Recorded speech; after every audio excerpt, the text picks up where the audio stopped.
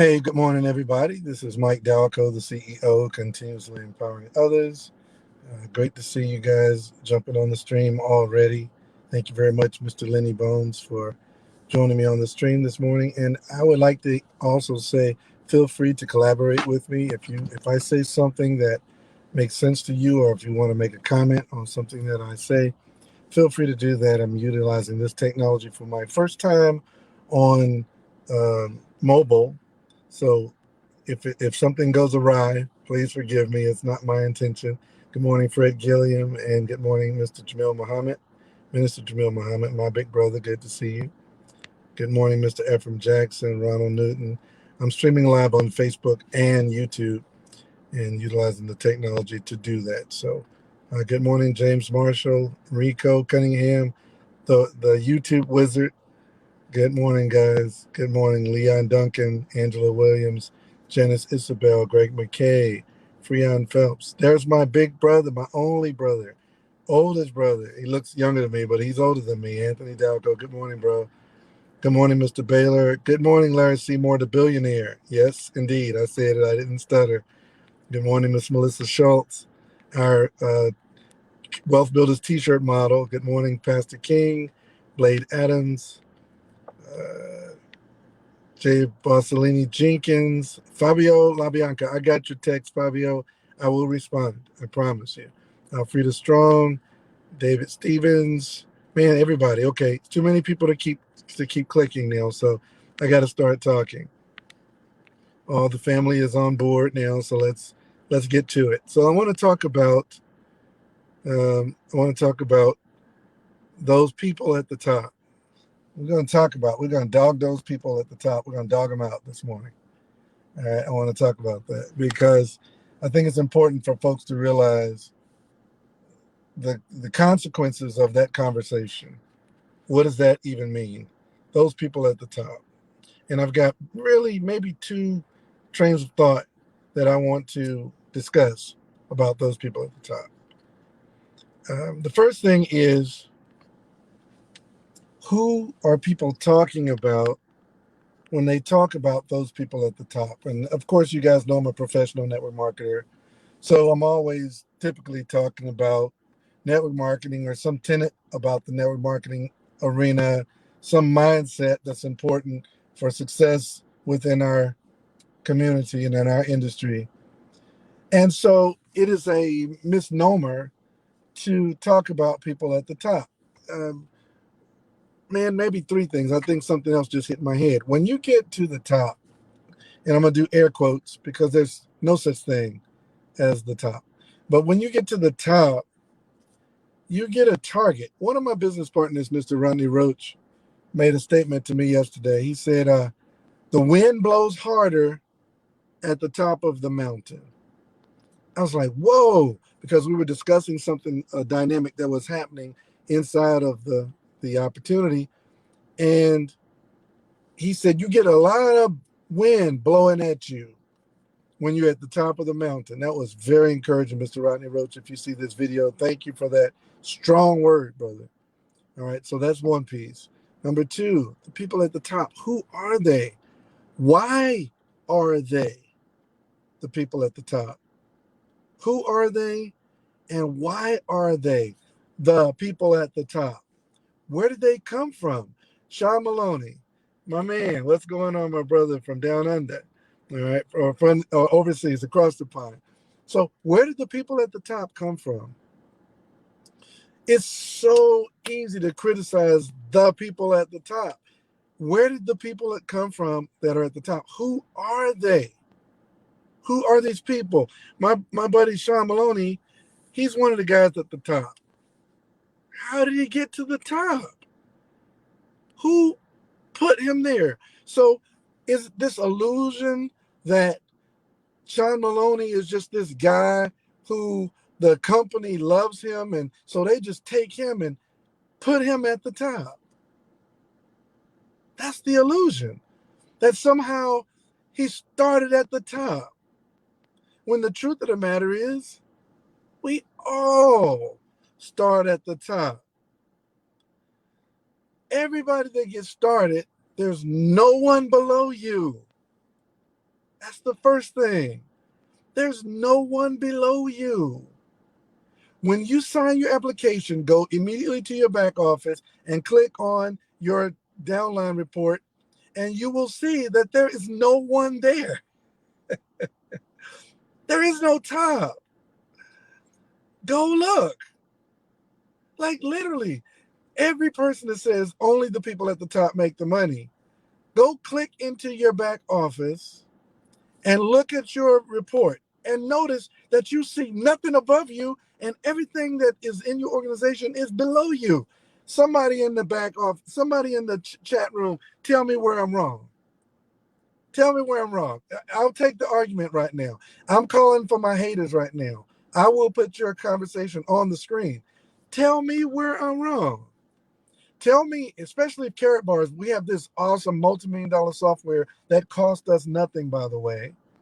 So please log in, click on Team Statistics and Dual Team, and look below your dot. If you're a blue dot, bronze dot, silver, gold, VIP, black dot, look below your dot and tell me how many people below you, and look above it and tell me who you see above you. And here, let me give you a shortcut. There's nothing above you. You won't see anyone above you. And everything you see is below you. So guess who you are? I'll wait. Somebody tell me who you are. If no one's above you and everyone in your diagram is below you, who are you? That's right. You are the person at the top. All right? You're the person at the top. I love what my brother Matthew Taylor said. The only thing above you is your own limitations. Oh, that's so good. You are the person at the top. Okay? So that's the first thing. All right? Who are you? David Stevens said it. You're on top. You're the top. You're at the top. All right. So that's the first part. The people at the top. The people at the top is you. Next thing. Don't you want to be the person at the top? Like, what is this ridiculous argument?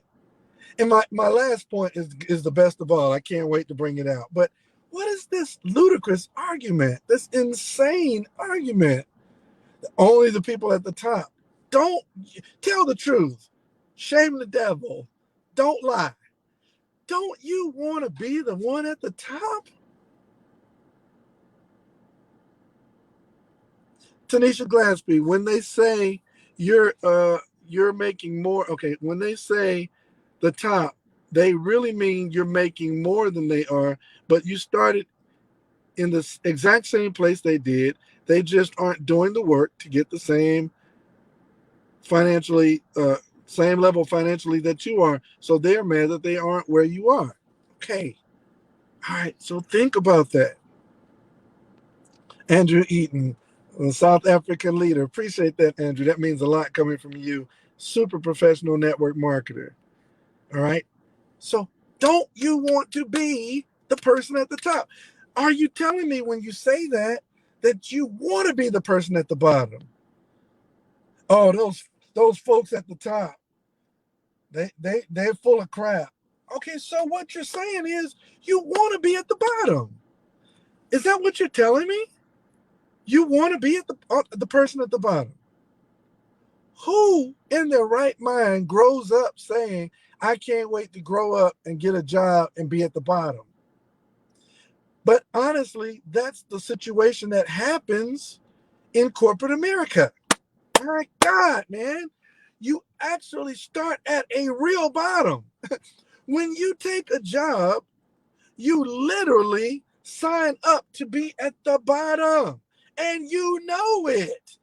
The day you walk into your first interview, you're mentally processing, I cannot wait to be at the bottom of this organization because somebody's going to interview you and that person is above you.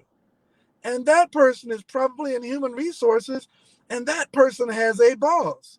And that boss has a regional manager who has a area manager who has a senior vice president who has a board of directors, who has a CEO, who has the company ownership. You at the absolute dirt bottom. You can't get lower. You literally walk in. Man, I was having this mental process yesterday. See if I can dial my attitude back a little bit right now. I was actually processing this. Let me post this on the screen before I say this. Miss Pretty Lady, she says, you will get discouraged at any level, but persistence separates you from them. I love that. I absolutely love that. So I was having this mental process. Ontario Small is my brother. We've been trained by a system designed to enslave. That's exactly where I'm going. So I was processing this thought, and the thought was, how diabolical, I'm getting angry, how diabolical the entire system of corporate America, the corporate structure, how diabolical it is. Let me give y'all guys some pieces about this. Dirt bottom, Minister Muhammad. This is diabolical. Listen to this.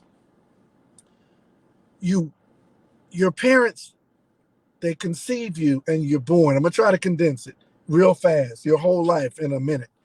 You're born. Your mommy stays with you long enough for you to be weaned. So maybe 1 year old, you're old enough to walk and talk. Your most impressionable years, where your reticular activating system in your mind is at its height.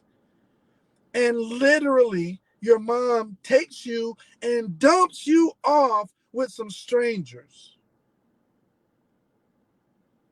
And so a whole new set of God figures, which is what a parent is a God figure to a child. A whole new set of God figures is now your Lord. And they're going to impart their personality and their ideology into your child. There's something I need to talk about. I'm probably going to have to talk about it with my brother first before I go live.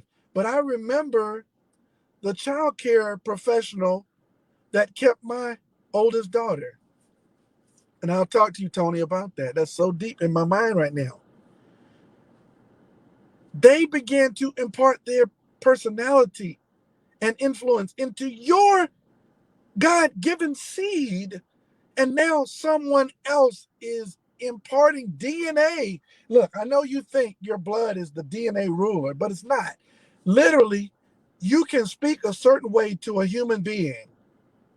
And after so long of speaking negatively or positively to that human being, scientists have proven that your DNA strand literally changes.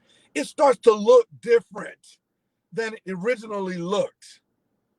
Guys, your DNA can be changed by words. And you drop that seed off in someone else's possession, and they begin to shape and mold your children's DNA. Yes, I said it. And so now someone else is raising your kids. They grow up and go to school in a system that teaches them to work for someone. They start off very early saying, and I quote, "What do you want to be when you grow up?" Am I telling somebody, tell me where I'm lying?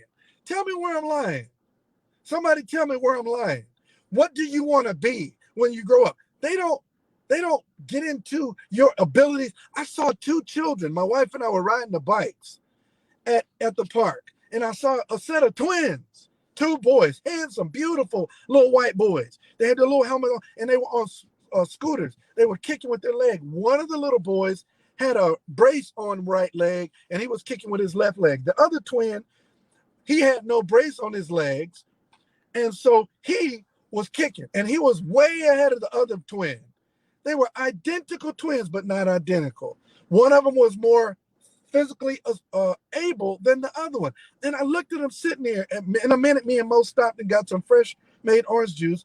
And I saw the two boys sitting there with their mom. And their mom was a super mom. She was a light, little petite lady, beautiful blonde hair. She had a carriage with a little baby in it and a dog that she was walking, and the two boys on their scooters. She was running three children and a dog, and she stopped them all getting them ice cream. They were having a ball.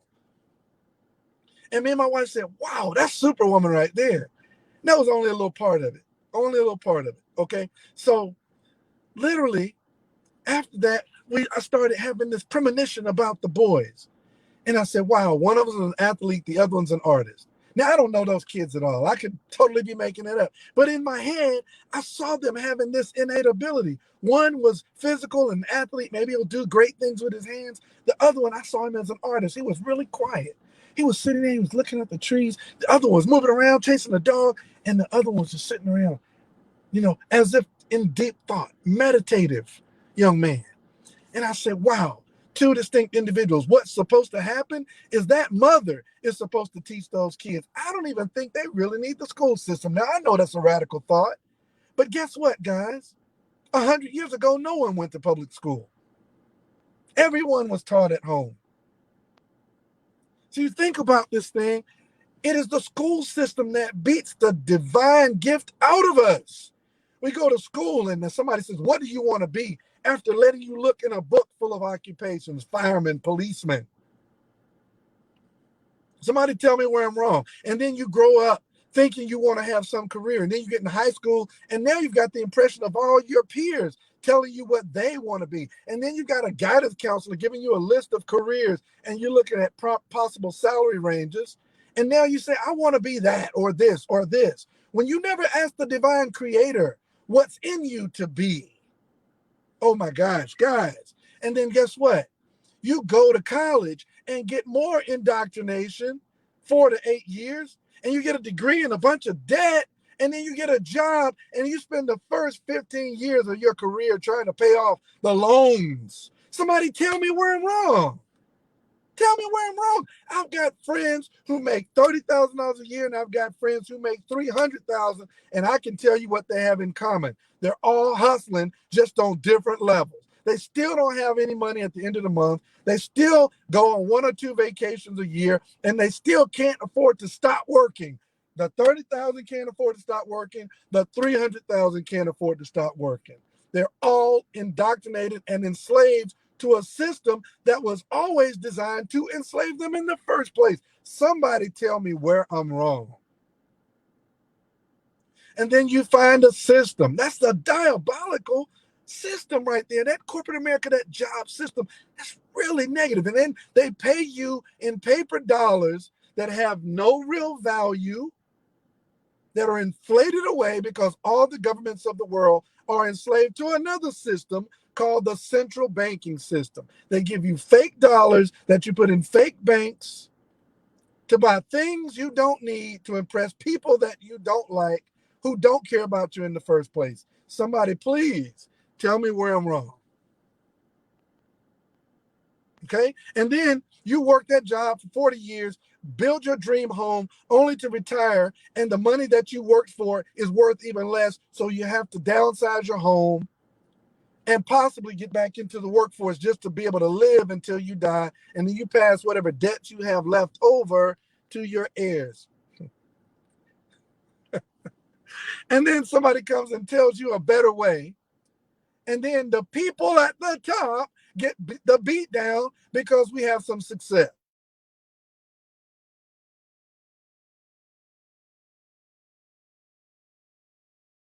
How that makes any sense?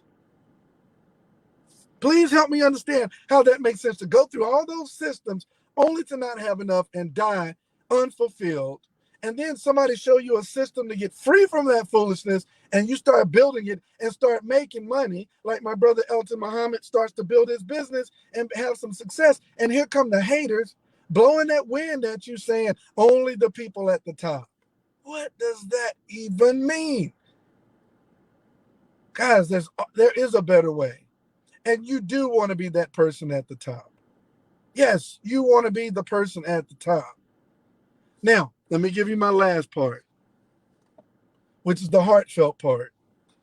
Let me tell you who the people at the top are, and let me give you a characteristic of those people, of a Sean Maloney or Gregory McKay. Let me give you a characteristic of Greg McKay. Let me give you a characteristic of Santonia Stacy. All right, Melissa Schultz. Let me give you a characteristic of Deb Nixon. I'm going to tell you a characteristic about them. The people at the top are the greatest servants. Number one, you're not going to get to the top without serving. It's not going to happen. You're not going to get to the top without serving. That's number one. And number two, if and when you get to this mythological top, you're going to be overwhelmed because you're never, ever going to be able to stop serving. The more you serve, the more the gifting of service is imparted unto you. You won't be able to stop helping people if no matter who talks about me, it doesn't matter who runs their mouth about me. Number one, they don't even know me. If they did, they would repent because I'll do anything in my power to help anybody. I've literally been on my Facebook page and people are criticizing me and cussing me out, and I would reply to them and say, hey, I'm here to help you if you need help. And you know what they say? I don't need your blank help. You're this, you're that. And I'm telling you right now, I'm going to put what Jamil Muhammad says because it typifies this whole conversation. Let him who is greatest among you be your servant. This is one of the things that annoys the hell out of me about our political leaders. They work for us. They're public servants. We don't have a king in America. We have politicians who were elected by us, supposedly, and they are supposed to do our bidding, not theirs. That's why I hate politics. It's because it's all been distorted and misconstrued. We don't know who to believe. Everything is fake news. We don't know who to believe. And so because of it, we have chaos right now in America. This is the worst of times. Everybody questioning and skeptical about everybody. So when we come to you with an opportunity, you think we're trying to get you. And I love what Sherry Brown said on one of our power calls. It's real hardcore, but it's so apropos for this call. We're already in. We're trying to help you. We are already in. We don't need you. We want you. We're trying to help get you free. We already have our freedom plan. So the people at the top are the servants. Man, my wife said to me, it broke my heart. It broke my heart. She said, babe, I want you to get to the point where you can just quit. And I was like, babe, why would you say that? This business is amazing for us. She said, I know. But people misuse you. They don't understand that you answer the phone all day. Like, man, you're like an operator for Bell South. All you do is answer the phone and put out fires all day. And then you have the nerve to try to bring new people in, and you know how hard it is to get them started. Mike, I'm tired of seeing you work so hard.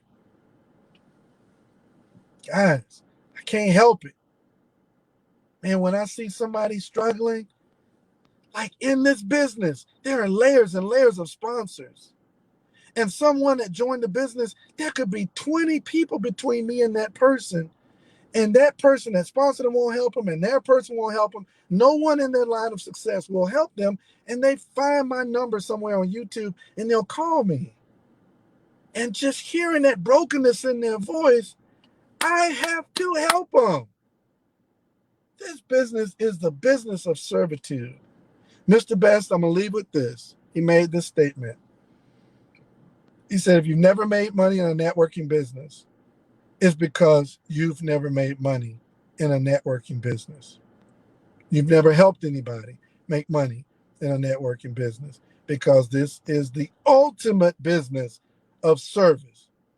The people at the top are really the people at the bottom supporting everyone in the network. You're holding the whole network up. And let's not even talk about the sacrifice and effort of the company owners. Oh my God. Mr. Thomas Valet made a statement to me the other day. He said, no, I have to answer. And Sean Maloney knows this too. He said, I have to answer you guys. He said, you're out there in the field. Without you, we have nothing. What a symbiotic relationship. The corporate team, without them, we have nothing. And the field, without us, they have nothing. What a perfect marriage. Everybody's encouraged to help the other part of the team because without each other, we have nothing. Guys, you're back with the person that shared this stream with you. I didn't say anything about even what the business was, but all these people that have chatted and streamed in, they're a part of this organization. They can help you. All right. Get back with them. Let them know you want to get more information on a better way. You don't really even have to know what it is. But I'm telling you, networking is a better way. E-commerce, work from home, it's a complete better way. You're back with one of these amazing people. Ask them to give you more information about this business. They'll share it with you. And then all of us, everybody that you saw chatting with me, they're all going to help you. Whether you're on our team or not, we're all going to help you because we realize that networking is truly servitude with a compensation plan attached to it. Y'all have a great day, and we'll see you on the next stream.